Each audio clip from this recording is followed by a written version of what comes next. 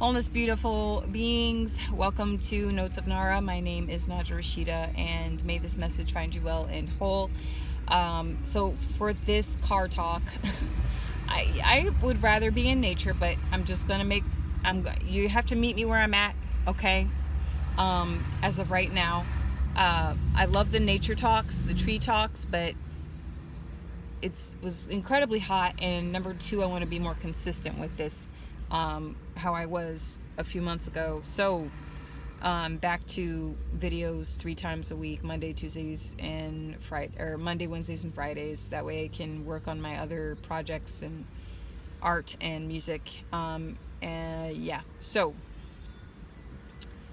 the heart, oh buddy,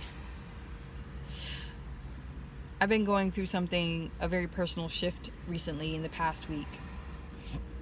Did not see it coming.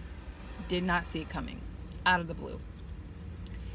And so there's like a complete heart activation or a remembrance on a deep soul level. And I want to say something to those of you that live a lifestyle of solitude and aloneness for long periods of time. You will understand this. Others of you probably will struggle with it or not, and that's okay. Just if it doesn't vibe with you, click off, go watch one another of my videos or something. But I don't know, if it helps you, it helps you. So I've had an experience that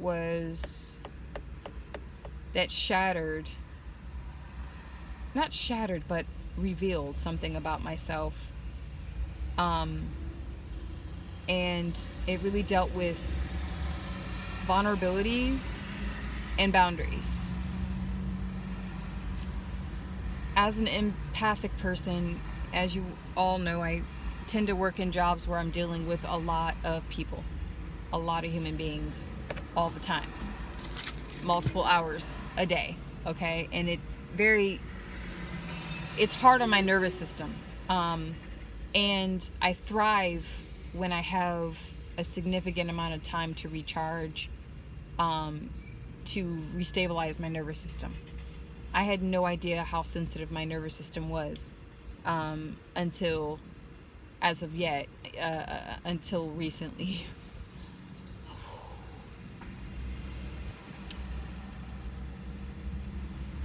Being vulnerable and holding boundaries, I think, is one of the biggest tests a human being can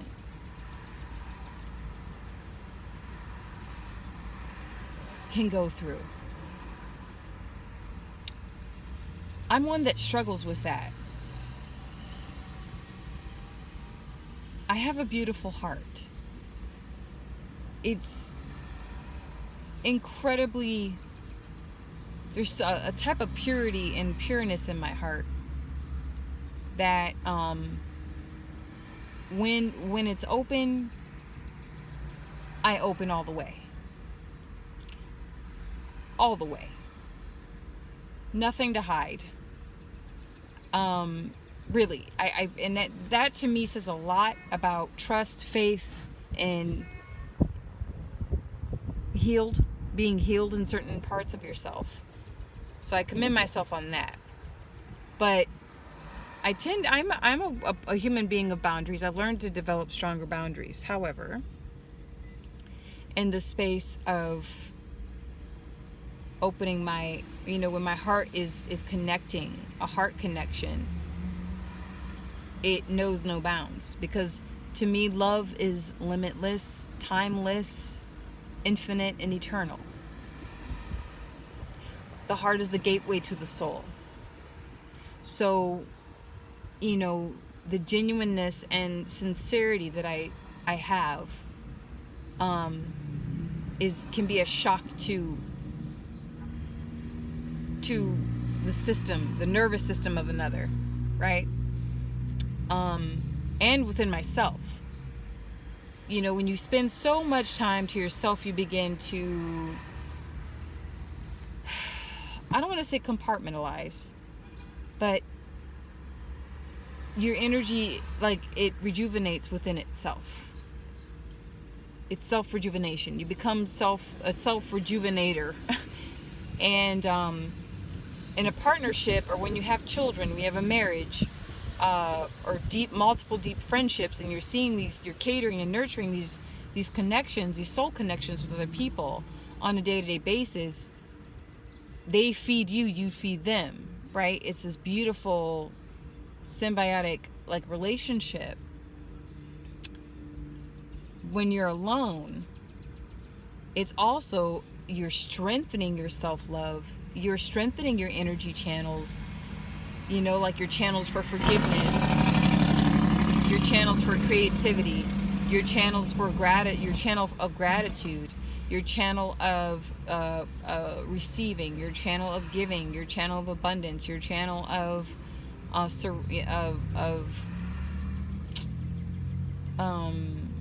love, right? And it strengthens those channels, so when that portal opens, you know when to close it, you know when to open. You can feel when your heart is opening. You can feel when forgiveness is flowing. You can feel when that deep sense of gratitude for what you're receiving. It's, we can take being alone for granted sometimes. It's harder to discern your energy when you have a lot of soul connections on a day-to-day basis.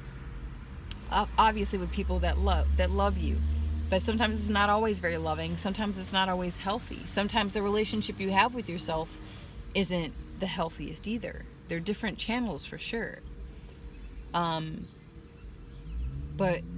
recently, I've experienced such a powerful activation in my heart center, and I felt like the lesson I learned was so profound, and very revealing of deep hurts, memory, I should say, and not just the typical, oh, my heart was broken once or twice, or I was betrayed, no. It was on a deeper soul level that I've always struggled with. And I was able to articulate it and put it into words, and the words were heard, I believe, and received. I'm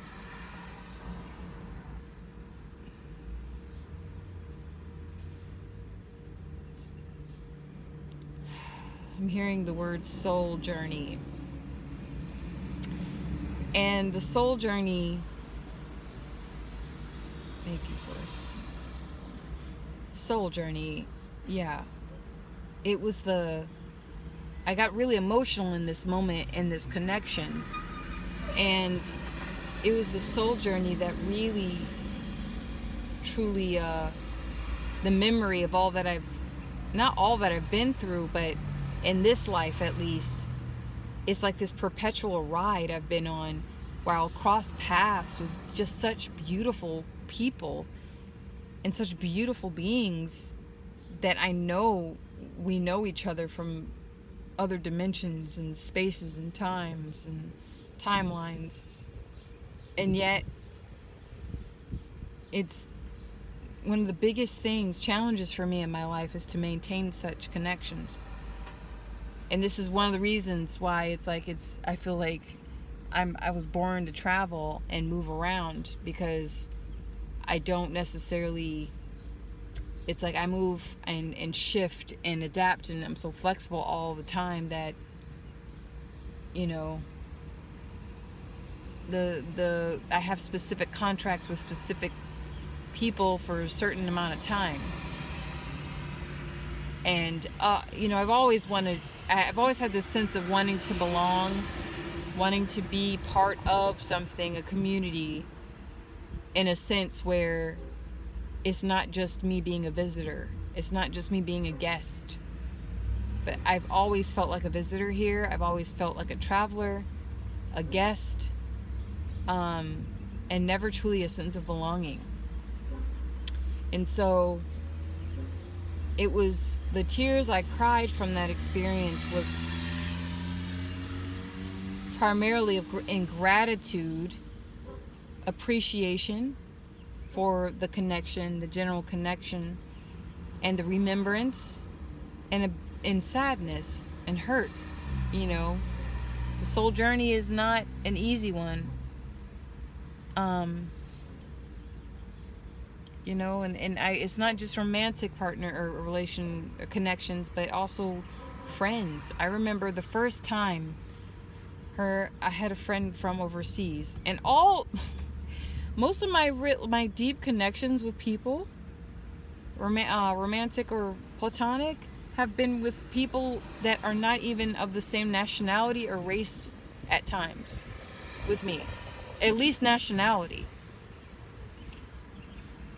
I don't know what it is.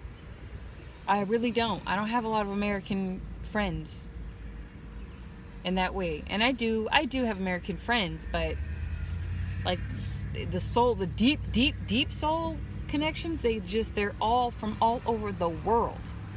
It's quite fascinating.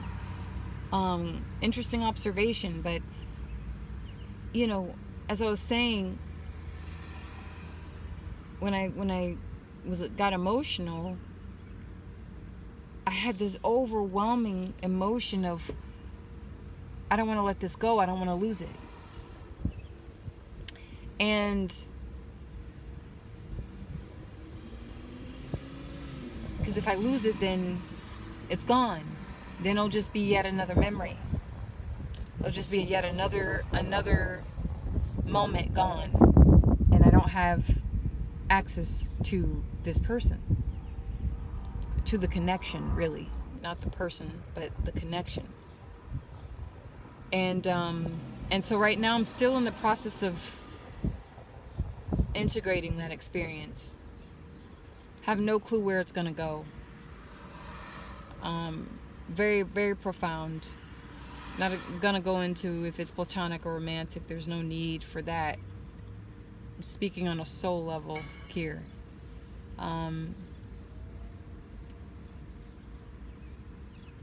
Yeah, I very profound how it happened,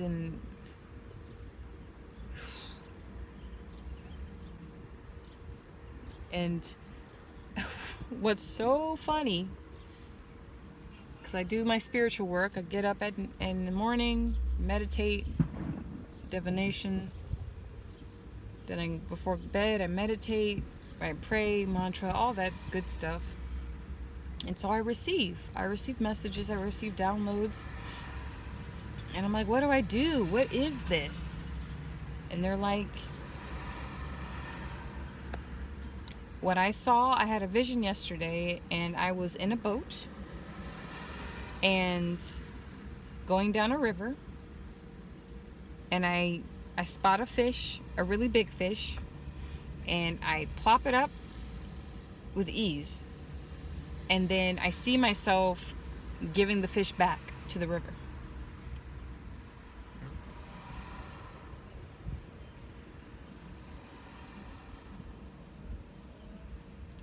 Just gave it back.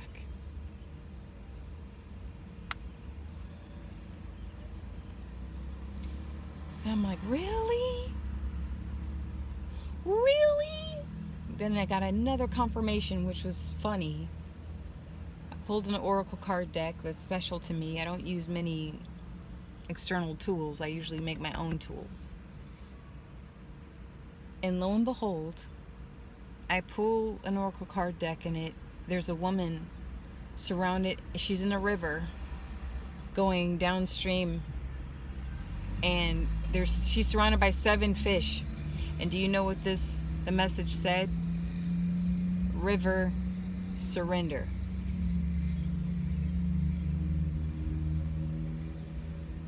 Can't make it up.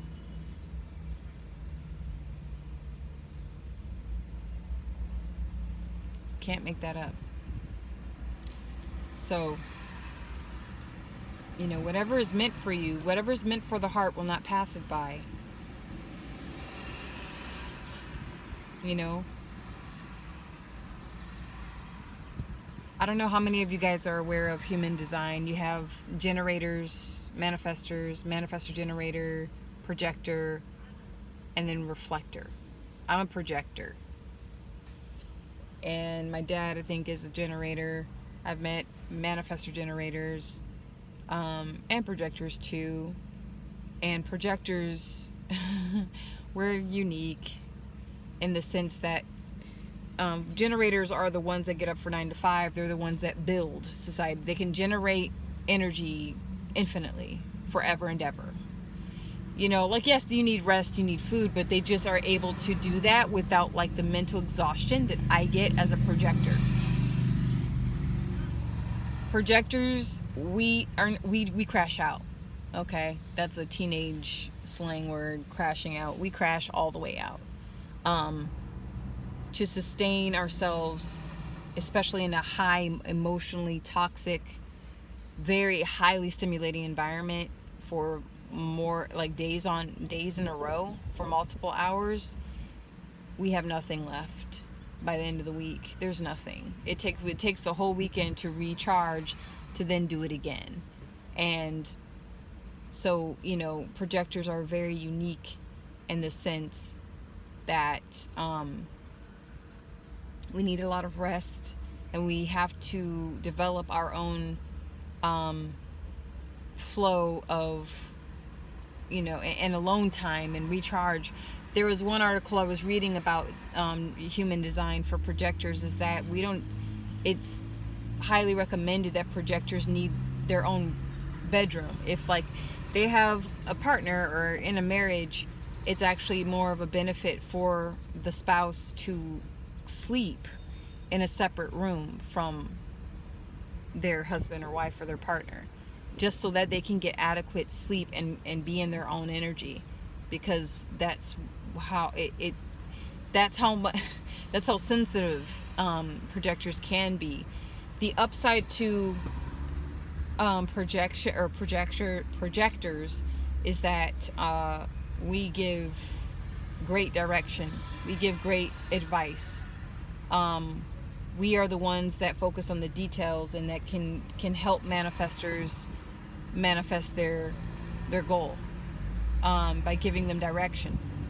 One, I guess, perspective I didn't quite understand fully, or I didn't quite agree with, is that projectors can't invite themselves. They have to wait on an invitation, and that for me just never rang true. That's why I'm very mindful and heartful of certain energy systems or energy blueprints that we use, like astrology and crystals and oracle cards and tarot and all that other stuff. You have to like practice discernment, because there is it's very important to make moves when you need to make a move and when you need to put your foot down. You know, you just don't let things just come to you and put you in harm's way, and you're waiting for an invitation. No, sometimes you just need to haul ass. You know, however, I understand the more Buddhist approach. What did he say? He said,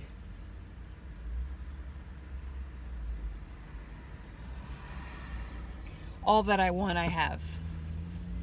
And when you believe that you have what you want, you have it, it will manifest, right? I also, one observation I've made as far as the manifestation, the law of manifestation I'm seeing in the spiritual community, is a very different approach now to affirmations. Very different approach. It goes way deeper, and I love it. There's an expansion on manifestation practices. It's not just getting a board, in a vision board. It's not just writing out a letter to yourself that you have the big house, you have the perfect job, and you have the car, you have the perfect partner. It's literally going into your subconscious mind, your own deep subconscious inner world, and reprogramming it. And there's specific practices that allow you to do this, which I find quite fascinating. So yes, with all the big changes in the world that are happening, that have happened, is happening, and will happen, I'm just grateful to be part of it. And feel, much better than I did like 2 hours ago or yesterday. Because my heart just feels so like deep. Like, it's amazing how sincere and genuine my feelings are. I'm really sensitive. I really am.